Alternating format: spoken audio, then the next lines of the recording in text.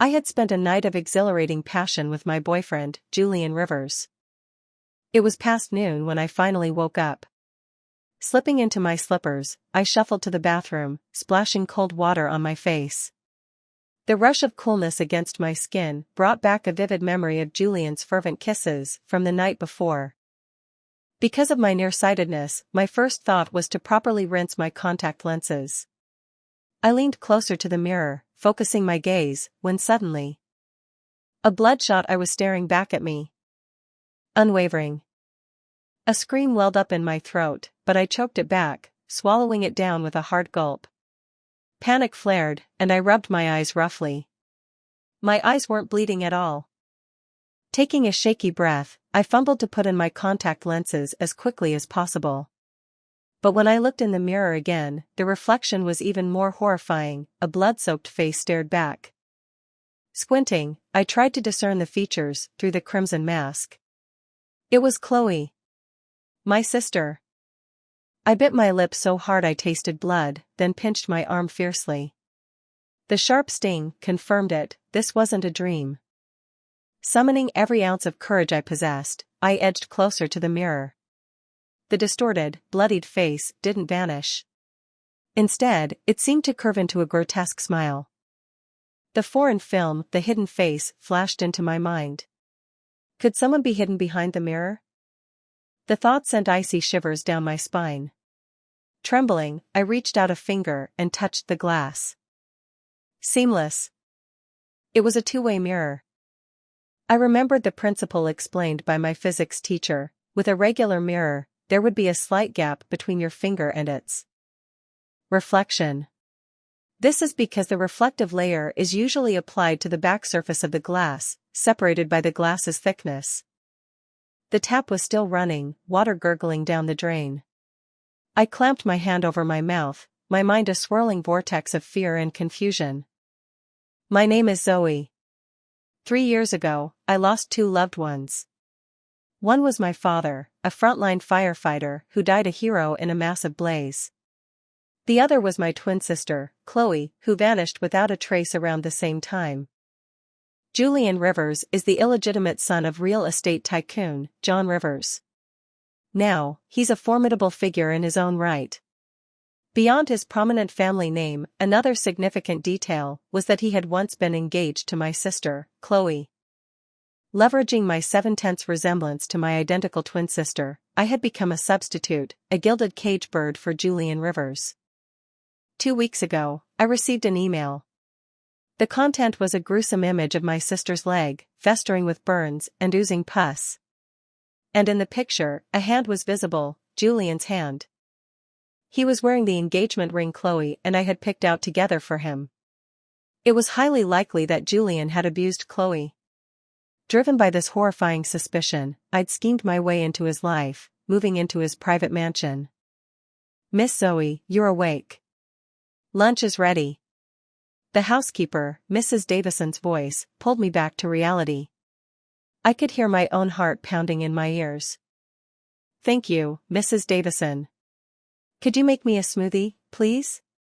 I'll be down in a moment." Could Chloe be behind the two-way mirror? I pressed my ear against the glass, tapping lightly. Just as I suspected. A hollow echo reverberated from the other side. But how could I open the mirror? If I smashed it, Mrs. Davison would definitely hear and alert Julian. Then both Chloe and I would be in danger. If I called the police right now, Julian would also find out, and I might be dismissed as insane and locked away in a mental institution. In my panicked state, my eyes fell upon the brooch pinned to my shirt. Using the handle of my toothbrush, I carefully pried at the edge of the mirror. A tiny gap appeared, too small even for my little finger, but perfect for the flat brooch. I slid the brooch into the crevice. I heard a soft clink. It must have landed on the floor on the other side. If Chloe was still alive, she would definitely recognize this brooch. It was our twin symbol, a shared piece representing our bond. Taking a few deep breaths, I opened the bathroom door. "Tomorrow, I'd like to go to the import fruit supermarket. Perhaps Mrs. Davison could stay behind? I'd like to cook for you myself." I plastered on a flattering smile, a practiced expression I had perfected at least 10 times a day. Julian was sitting at the writing desk in the bedroom, flipping through an English business magazine. He glanced up, and in the warm yellow lamplight, a flicker of something akin to warmth softened his features. "You can cook?" It was more of a mocking remark than a question. Of course. To get a chance to act alone, I'd claim to be a chef even if I was more likely to set the kitchen ablaze. "Humph," Julian scoffed, snapping the magazine shut. He grabbed my ankle, his grip tightening slightly. With a gentle pull, he drew me from the bedside to stand beside him. "I thought you were too delicate to lift a finger." I truly couldn't cook, not properly. But I could manage a salad. After all, it was just a matter of tossing ingredients together. I had 2 plans in mind. Plan A, Julian agrees to let me go to the supermarket alone. I could then secretly buy sleeping pills, and slip them into the salad while preparing dinner. Once he was deeply asleep, I could search for the room behind the mirror and make contact with Chloe.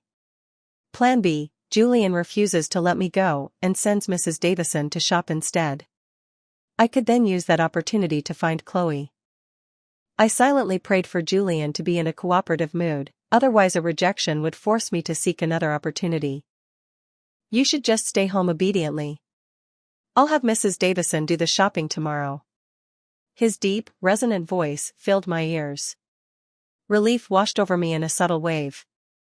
"Zoe," Julian suddenly leaned closer, his warm breath ghosting over the exposed skin of my collarbone. "Even if I marry someone else, I won't let you go."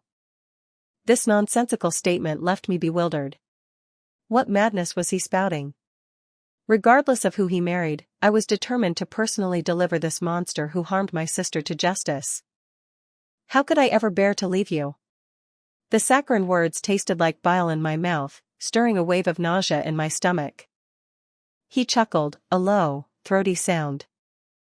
"Zoe, do you ever blink when you lie?" My heart leaped. Had he sensed something? Before I could analyze his words, he captured my lips in a bruising kiss, biting down until the metallic tang of blood filled my mouth. He finally released me. But the lingering sting was a stark reminder of his possessive cruelty. If I wasn't playing the role of a docile pet, I might have slapped him across the face. Then, he tore off his shirt, looming over me, and another sleepless night began. Mrs. Davison had finally left for grocery shopping. I confirmed Julian wouldn't be back during the day. It was time to find the room behind the mirror. Julian's private residence was vast, with numerous rooms. I began calling out Chloe's name, my voice a hushed whisper. But there was no response. My heart sank. Suddenly, a clever idea sparked in my mind. I rummaged through my bag and pulled out my Bluetooth earbuds. If lost, these earbuds could be located by connecting to a phone and activating a sound signal. Repeating my earlier maneuver, I slipped one earbud through the crack in the mirror. Beep, beep, beep. The earbud's piercing sound echoed through the silent mansion. I easily tracked the sound to a hidden room. The room was cleverly concealed, its door secured with a sophisticated electronic keypad lock. "Chloe, are you in there?" I tentatively knocked on the long unopened door. Aside from the earbud's incessant beeping, there was only silence from within. I began entering passwords. The first one that came to mind was Chloe's birthday, also my birthday. Beep. The door clicked open, releasing a wave of pungent, acrid odor that stung my nostrils. Stepping into the room, the overwhelming stench of paint assaulted my senses, making my stomach churn. Was Chloe in here? It was pitch black inside, the only source of light was the blinking LED of the earbud lying on the floor. Flipping on my phone's flashlight, I scanned the room. It was filled with assorted clutter, but everything was neatly stacked and organized. No one. My hope dwindled again. The back of the mirror was covered with a painted canvas, crude oil paint strokes.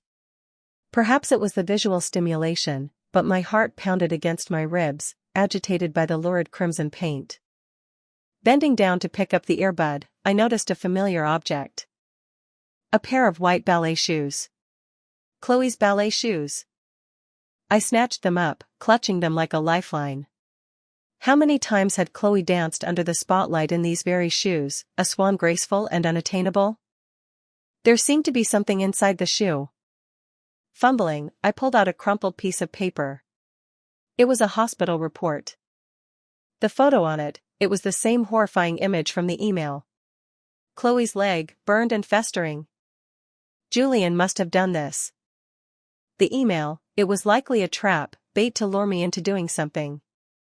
My mind spun into chaos. Suddenly, the beep-beep of car doors locking outside the mansion shattered my fragile composure.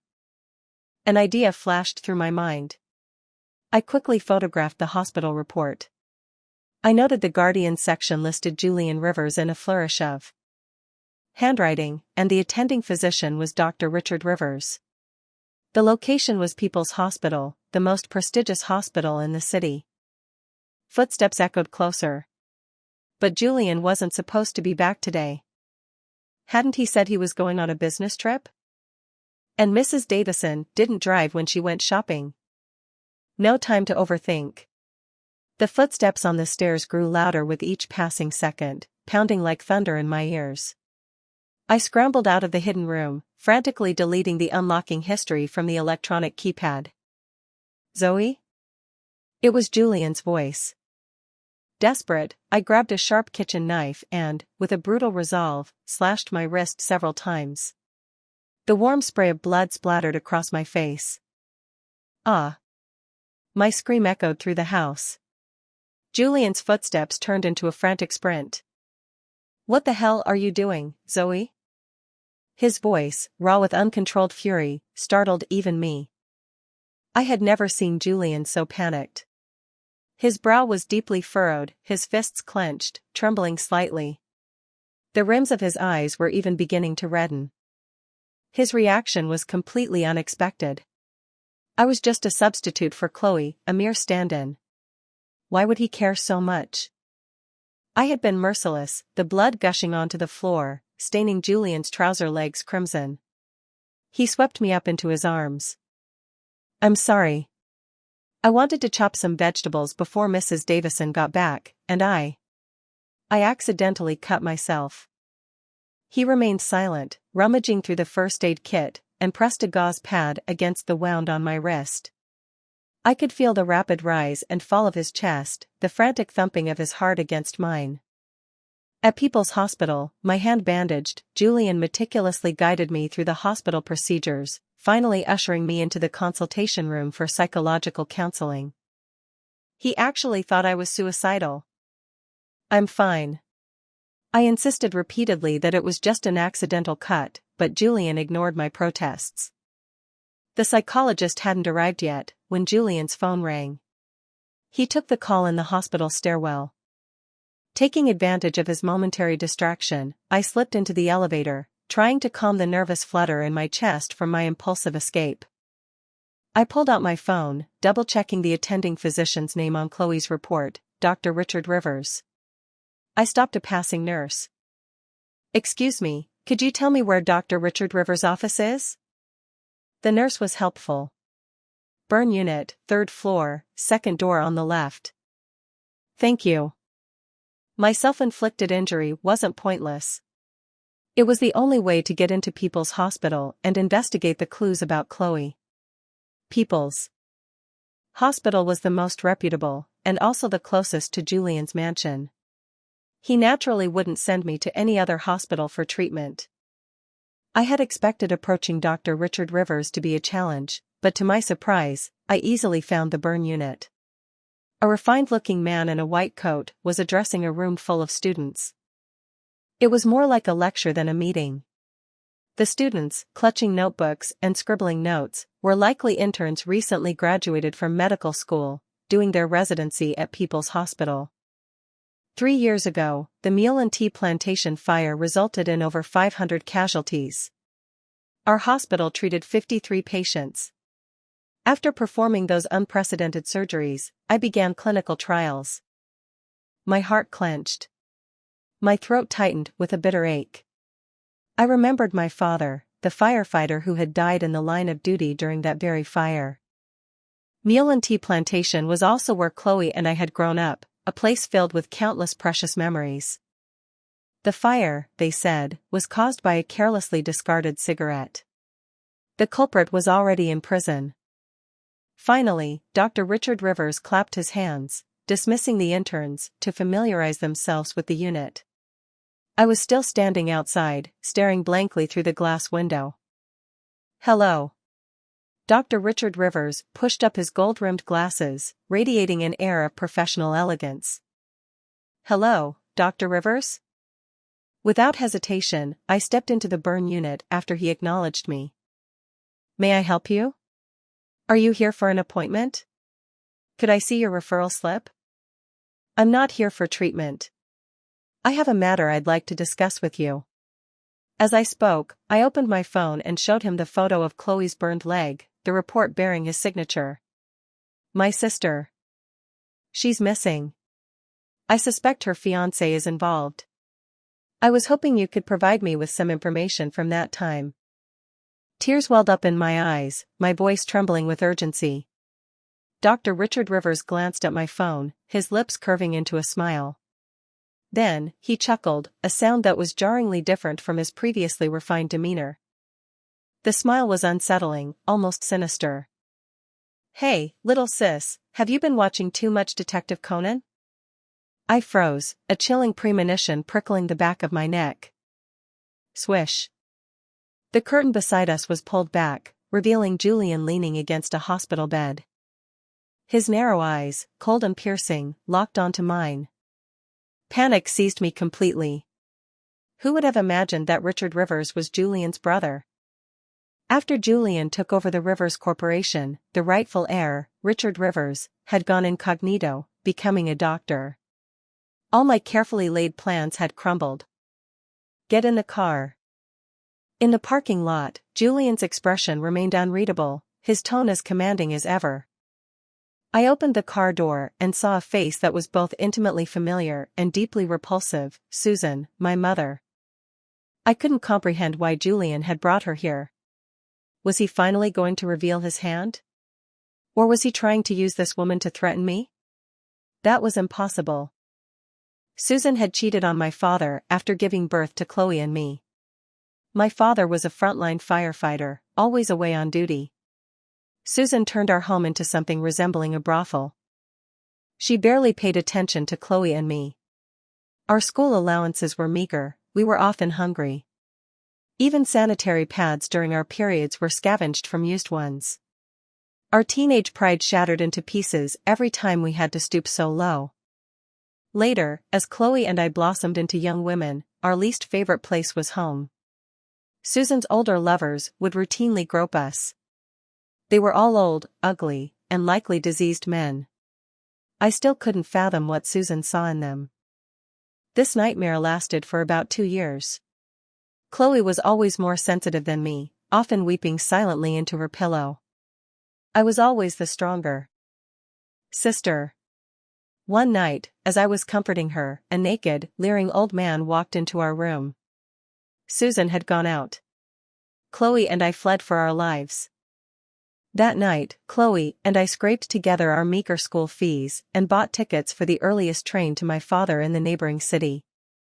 When my father heard about the horrifying situation, he immediately divorced Susan. But in the court ruling, I was assigned to my father, while Chloe was given to Susan. "Zoe, why haven't you come to see your mother lately?" Susan, with her trendy curls and heavy makeup, asked in a saccharine voice. I felt a surge of disgust. "Visit you? I'd rather die."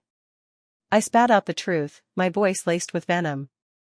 Julian hadn't gotten into the car yet. He reached into the glove compartment in the front seat, pulled out a pack of cigarettes, and lit one, oblivious to our exchange. "After all these years, do you know how hard it's been for me? Giving birth to you, do you know how long the scar from my C-section is? You ungrateful girl." I pressed my lips together, shoving my phone in front of her face, displaying the gruesome image of Chloe's festering leg. Susan's pupils visibly dilated. In the years leading up to the fire, Mule Tea Plantation had been slated for demolition. The Rivers family wanted to raise the land and build a commercial complex. The fire conveniently resolved John Rivers' problem. The relocation and compensation funds for Mule Tea Plantation naturally ended up in Susan's pockets. My father's death, Chloe's disappearance. I had been too heartbroken to care about who should rightfully own that money. You have so much money already, what more do you want? Why keep clinging to me? If it weren't for you, Chloe would be happy right now. I finally snapped, the dam of resentment bursting. Tears streamed down my face, blurring my vision. Chloe had become withdrawn and silent after moving in with Susan. When she occasionally came to ask my father and me for money, her tone and mannerisms had already become eerily similar to Susan's. After her disappearance, the police concluded she had likely run away from home, or possibly met with foul play. Zoe, you, Susan stammered, speechless. She opened the car door and flounced away, clutching her expensive handbag. I composed myself almost instantly. I didn't want Julian to see my vulnerability. I didn't want anyone to see it. In my mind, tears were synonymous with powerlessness. I'll pack my things and leave today. The game was up. There was no point in pretending anymore. I was just a substitute, an insignificant pawn. Julian could easily find another replacement who looked just like me. Let's go. Julian neither agreed nor refused, simply stepped on the gas pedal. The car glided smoothly along the wide road. The faint scent of aromatherapy in the car lulled me into a drowsy state. I drifted into a dream, both unfamiliar and eerily familiar. In my dream, Mule Tea Plantation was ablaze, every tea tree engulfed in flames. Two figures danced within the inferno. Inside a wooden cabin, Chloe seemed to be arguing with my father. Suddenly, a massive beam of wood came crashing down at lightning speed. My father, with incredible reflexes, shoved Chloe aside, taking the full impact of the beam himself. Dad, wake up, wake up.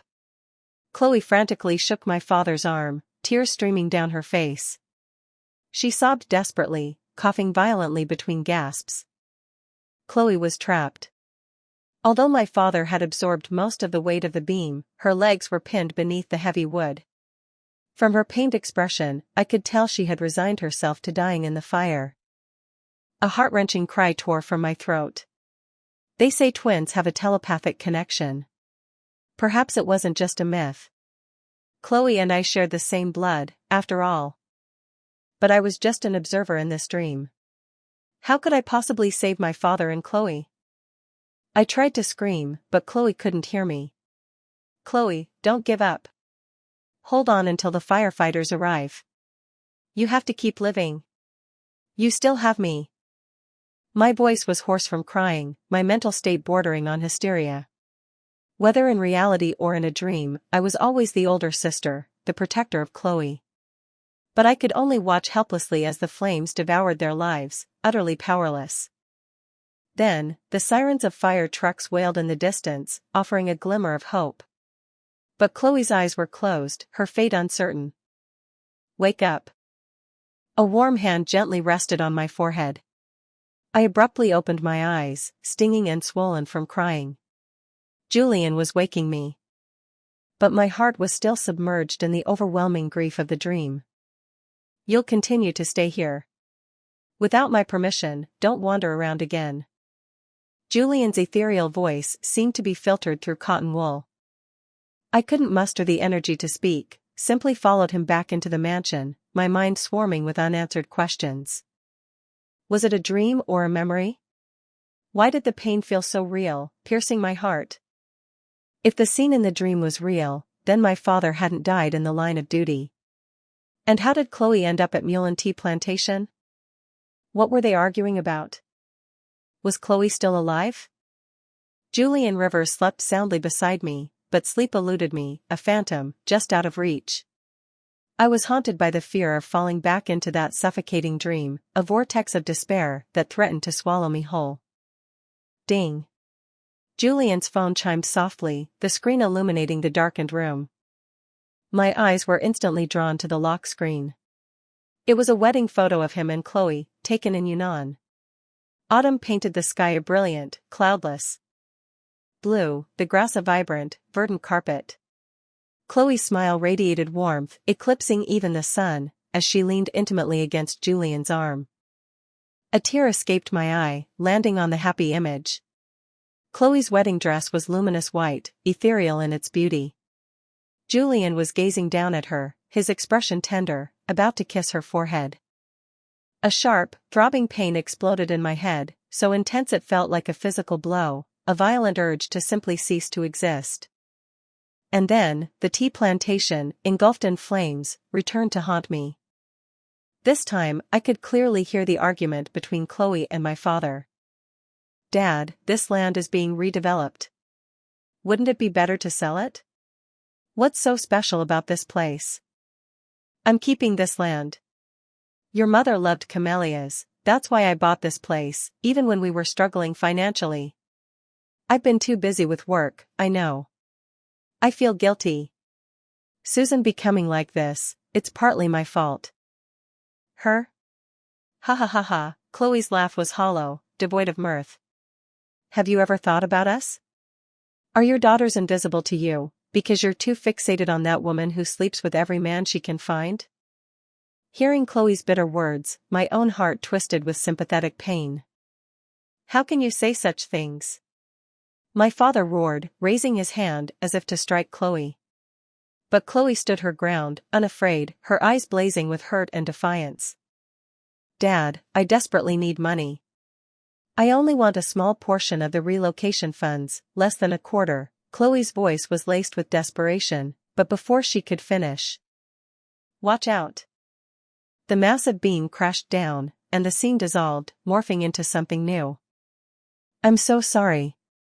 I never imagined that a casual joke I made at a dinner party would inspire Richard to do something so drastic. I'm truly sorry." A man knelt on the ground, hands planted firmly on the earth, head bowed low in shame. The posture, the build, it was disturbingly familiar. He was desperate to usurp John's position, so he hired someone to throw a cigarette and start the fire. "I will never forgive you, Julian Rivers. You killed my father." Chloe's voice, cold and devoid of emotion, yet laced with a profound sadness, echoed in my mind. She didn't even deign to look at the groveling Julian. She stood before a large mirror, clad in a hospital gown, her legs swathed in layers of bandages. "I'm sorry. I'm so sorry." Julian's voice trembled, each word wrenched from the depths of his chest. Darkness swam before my eyes, and I was abruptly yanked back to reality. My gaze fell once more on the wedding photo on Julian's phone. "Chloe, do you even know that the man you once loved so deeply is a demon who dragged our entire family into hell?" In the darkness, I stared at Julian's sleeping face. Rivers Corporation wanted to buy the land to build a commercial tower, and my father was a stubborn holdout. What method could be employed to eliminate this obstacle? Since the land was destined for demolition anyway, what did it matter what was on it, tea trees or people? Burning it all down would be efficient, ensuring nothing hindered Rivers Corporation's progress. That was paramount. What kind of person valued profit and prestige over human life? The answer was chillingly clear: Julian Rivers. The idea to torch everything had originated with Julian. The arsonist acted under Richard Rivers' instructions. What was the difference, really? One handed the knife, the other committed the murder. The illegitimate son of the Rivers family, desperately striving to prove himself to John. And Richard, consumed by ambition and ruthless cunning, unwilling to be outdone. My father and Chloe had become mere pawns, sacrifices in their twisted power game. Why? Why them? An overwhelming urge surged through me, a primal desire to strangle the sleeping monster beside me, to end his existence with my bare hands. The irony was gut-wrenching. My father, a firefighter his entire life, dedicated to rescuing others from fire and peril. At my urging, he had finally retired. He was supposed to have his time now, to savor the simple joys of life. Instead, a hero hadn't fallen in the line of duty, but had been consumed by a man-made inferno, protecting his daughter until his last breath. The latest message on Julian's phone was from Richard. Does Zoe know the truth yet? A cold laugh escaped my lips. My fingernails dug into my palm, drawing blood. The vision that had just flashed through my mind wasn't a dream, but a fragmented memory, surfacing from the depths of my subconscious. Heaven, or fate, had presented me with a mission. From this moment forward, my life had a singular purpose: to kill Julian Rivers. Justice demanded retribution. Julian, I want to go to Yunnan. I gently nudged Julian awake. To my surprise, he readily agreed. Okay. It made a perverse kind of sense. Who wouldn't want to take their replacement back to the place of origin, a twisted pilgrimage to the site of the original? How stimulating. The Yunnan sky was a boundless expanse of crystal and blue. The water flowed with a gentle, unhurried rhythm, a world away from the frenetic pace of the commercial metropolis, a secluded paradise. Julian had initially booked plane tickets, but I insisted on taking the train instead. Yunnan was famed for two things: horseback riding and boating. Once Julian finalized some business matters remotely, he devoted himself entirely to immersing us in the breathtaking scenery. I claimed I needed to unwind, to find solace in nature. The fragmented memories I'd glimpsed I buried deep within, a simmering ember of resentment in my heart, waiting for the opportune moment to unleash my vengeance. Julian's attentiveness, his excessive kindness, felt like a desperate attempt to atone for his unforgivable actions towards Chloe. It was a balm for his own tortured conscience, nothing more. His manufactured affection only amplified my disgust. I want to go to Lashy Lake. I offered a gentle smile, tracing a location on my phone's map. Julian pulled me close, enveloping me in his embrace, and agreed. We rode a single horse, jostling along the winding mountain trails. Julian, having learned equestrianism from a young age, declined the guide's assistance. Before leaving, I had slipped a small fruit knife into my pocket. If the horse spooked, even if it cost me my own life, I would ensure Julian fell to his death. Chloe, Dad, I will avenge you both. I raised the fruit knife, intending to plunge it into the horse's flank. But then, Julian abruptly turned his head. Startled, I instinctively dropped the knife into the dense undergrowth beside the trail. He seemed oblivious to my near-fatal action. Want some fried potatoes? He was bathed in the golden light of the sunset, the surrounding landscape reflecting in his honeyed skin. He smelled faintly of sun-warmed grass. Sounds good. Let's go to the night market tonight, I replied, forcing my features into a placid smile. The next day, we headed to Jade Dragon Snow Mountain. The tour bus was already waiting outside the guest house early in the morning. Julian had chosen our accommodation, the Lijiang Cloudstream Panoramic Snow Mountain Luxury Resort Hotel. He cheerfully shouldered all the luggage, joking that he shouldn't waste all the muscle he'd built. I feigned agreement, a hollow echo of genuine affection. Jade Dragon Snow Mountain was sacred, revered as the Silver Rock Mountain. I planned to find an opportunity to push Julian off the mountainside, to make him experience the agonizing terror of a fatal fall. But the demon remained glued to my side, his fingers intertwined with mine the entire time, a suffocating restraint that fueled my growing agitation. That evening, after conquering Jade Dragon Snow Mountain, I returned to the hotel and immediately checked the weather forecast. The past 2 days had been mere reconnaissance. Tomorrow was the day. Tomorrow, let's go to Spruce Meadow, I suggested. It was the place where he and Chloe had taken their wedding photos. Julian hesitated for a moment, then agreed. During our time in Yunnan, Selena Shaw had been calling him intermittently. Julian rarely spoke, simply listened in silence. Let's take a picture. I plastered an enthusiastic expression on my face, twirling around in Spruce Meadow, waving the Polaroid camera in my hand. The weather today was less than ideal, heavy clouds gathering overhead. Julian was dressed in a black windbreaker, his sharp features and striking eyes drawing admiring glances from passers-by. I leaned in and planted a quick kiss on his cheek. "Give it here." His usually impassive face softened, a flicker of emotion in his eyes. I smiled, but the smile faltered, tears pricking at my eyes. A cold, fine drizzle began to fall, kissing my face like icy needles. 3, 2, 1. A deafening clap of thunder ripped through the air, a violent ringing filling my ears. Then, a searing heat coursed through my body, followed by a sharp, agonizing pain. Warm liquid trickled from my ear.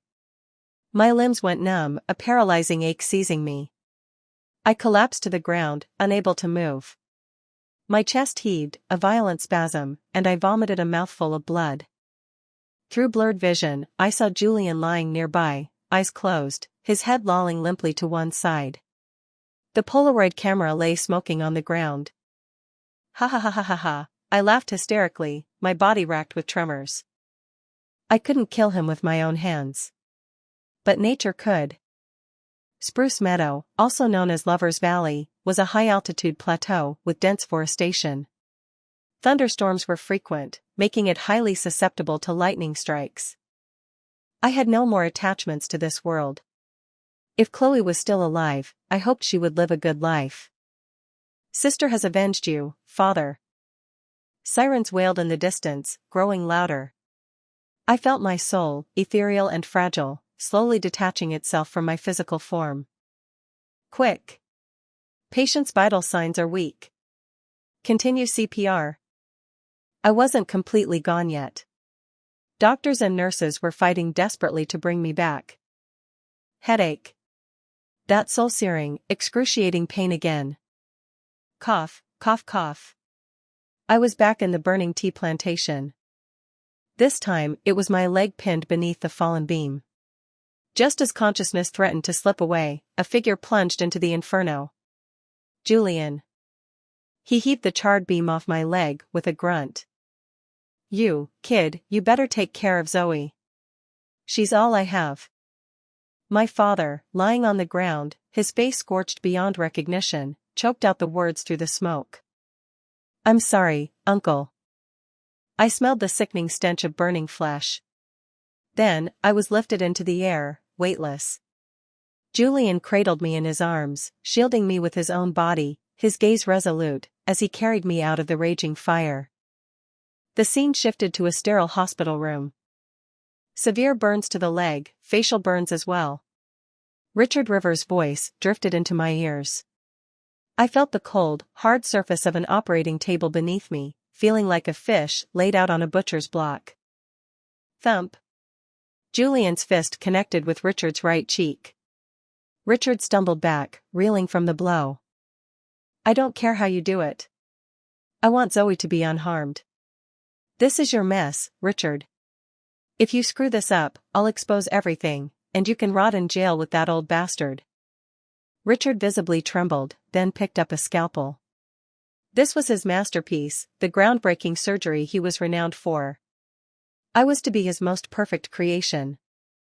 "I will never forgive you, Julian Rivers. You killed my father." This time I was standing before the large mirror. Behind me, Julian was kneeling, a figure of utter despair. And then I saw it, the face in the mirror. It was my own. "I am Chloe. I am also Zoe." There were no twins. I was an only child. It was me who had scavenged used sanitary pads. It was me who had almost been assaulted. It was me who had fled on the train to find my father. It was me who danced ballet. It was me who had fallen in love with Julian, who had gotten engaged, whose face was in the wedding photos. It was me who had argued with my father, who had collapsed in the fire, whose legs had been burned. In that moment, everything flooded back.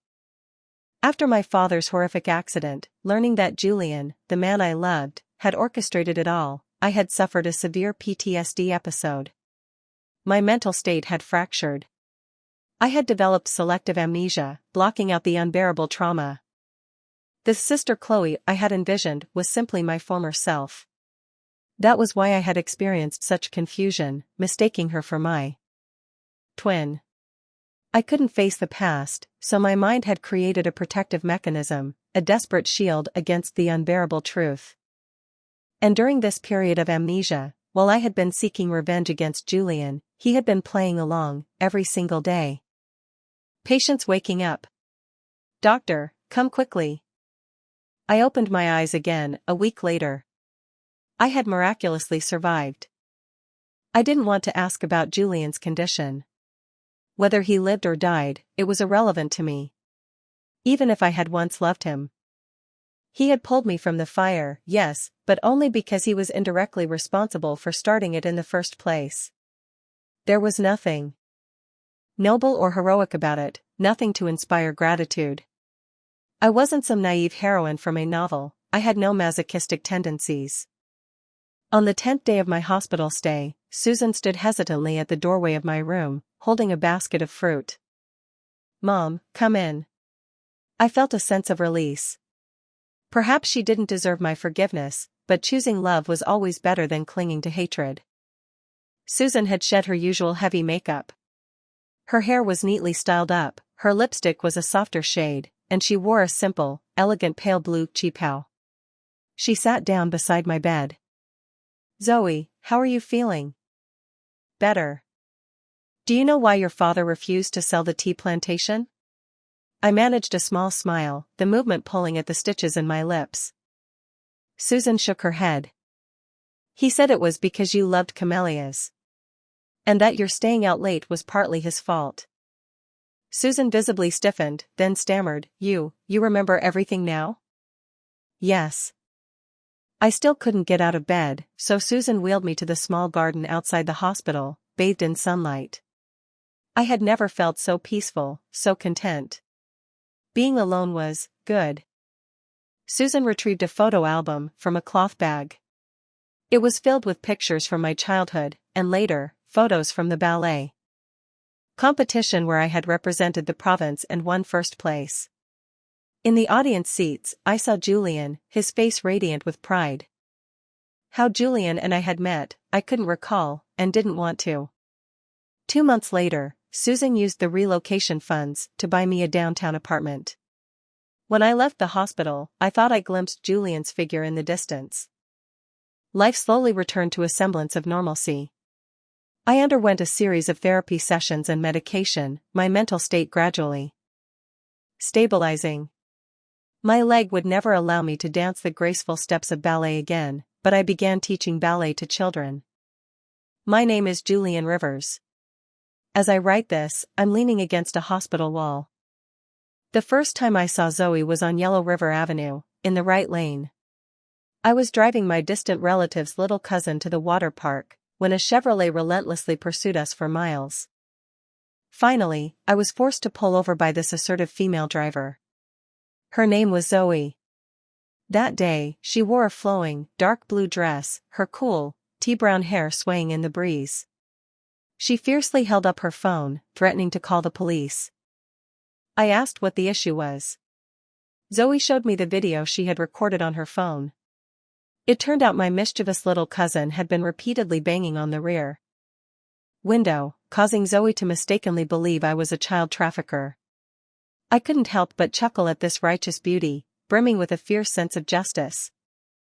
Upon learning that the little girl was safe, Zoe left without a trace of embarrassment. I, on the other hand, was left standing there, feeling rather foolish. Our second encounter was when John asked me to be a judge for a ballet competition. In reality, it was just another way for him to sideline me. To keep me out of the core circle of Rivers Corporation's board of directors. On stage, I saw Zoe again. Her ballet was like a living nutcracker. After the performance, we started dating. I learned about her family situation, and she learned about my illegitimate status. She was like the sun, radiating light, offering me solace and warmth. At family dinners, I always sat in the most inconspicuous corner, a shadowy presence, the unwanted bastard son. John had only brought me back to the Rivers family to exert pressure on his eldest son, my half-brother Richard. My existence was meant to instill a sense of crisis in him. John never saw me as human, but as a disposable tool. John once told me, wearing the Rivers name means you should do something for the Rivers family. A good dog should be loyal to its master. I could only sneer. In my own father's eyes, I was less than a dog. Then, I met Selena. Both families were pushing for us to get married. I played along, outwardly agreeable, hiding my true feelings. But I knew, my heart belonged only to Zoe. No one else could ever take her place. I was captivated by her. Zoe and I got engaged.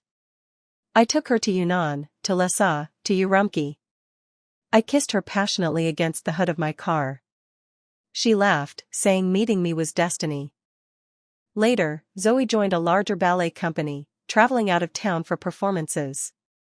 When she returned, she was withdrawn, burdened by some secret sorrow.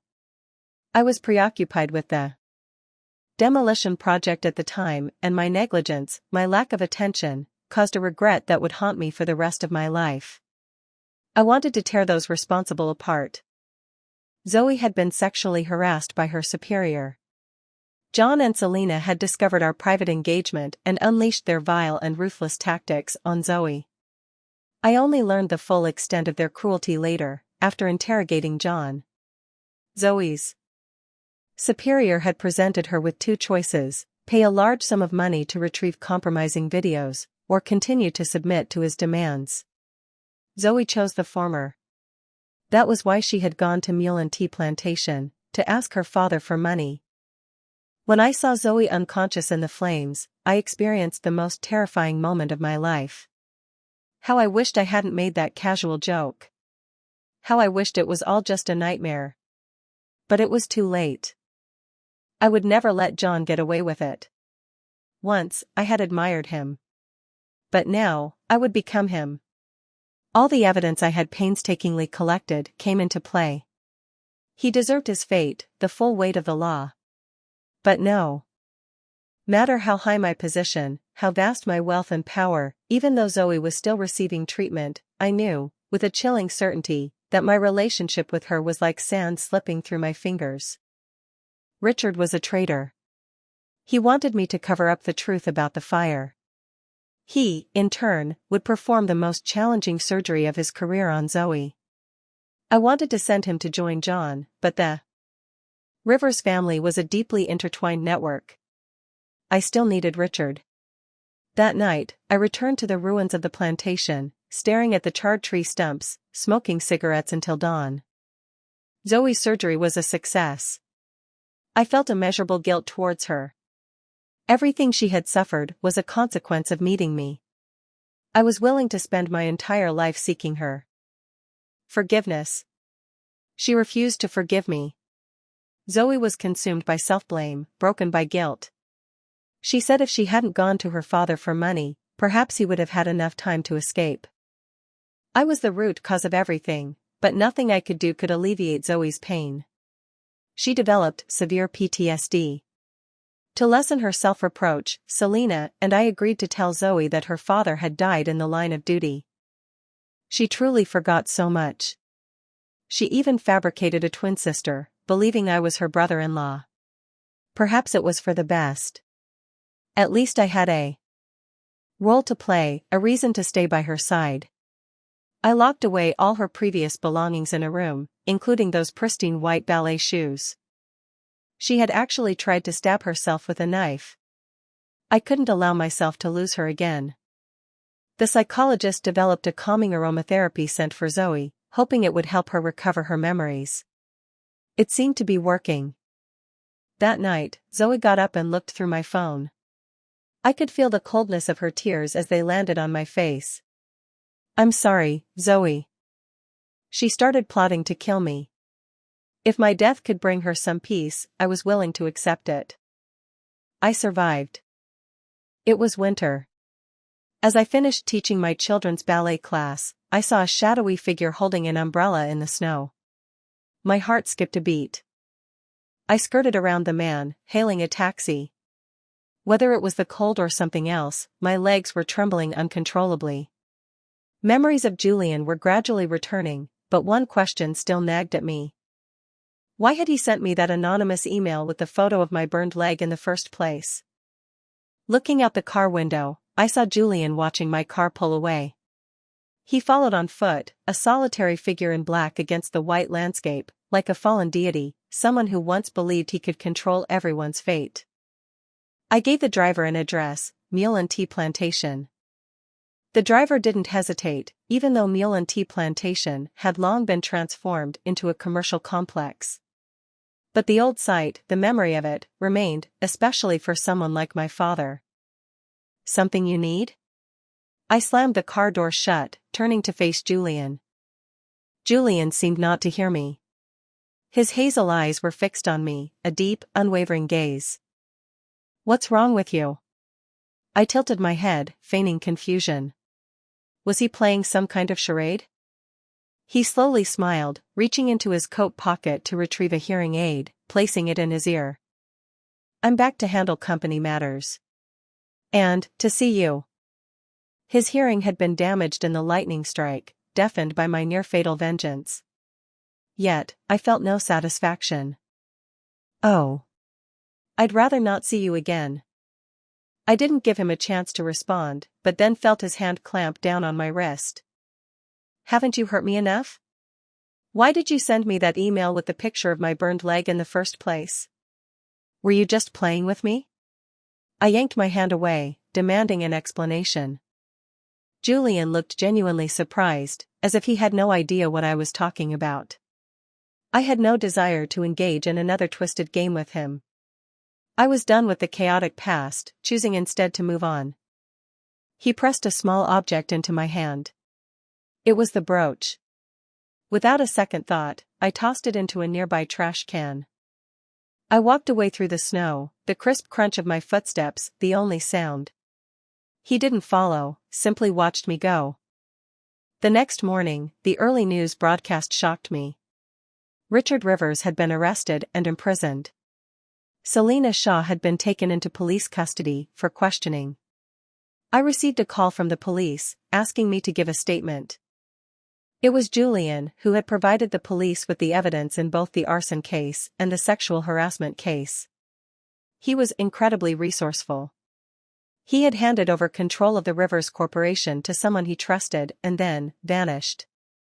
I attended Richard Rivers' trial. It was there that I finally learned that it was Richard who had anonymously sent me that email, hoping to exacerbate my mental instability, to provoke me into harming Julian. One copy of the hospital report was in Julian's possession, the other was on file at the hospital. It would have been easy for Richard to access the hospital's records. And the report I had found in the hidden room was crumpled and creased, clearly someone had crushed it in their hand. But the report in the email had been perfectly smooth, indicating that Julian hadn't been the initial sender. Selena Shaw had also directly bribed my former superior to sexually harass me.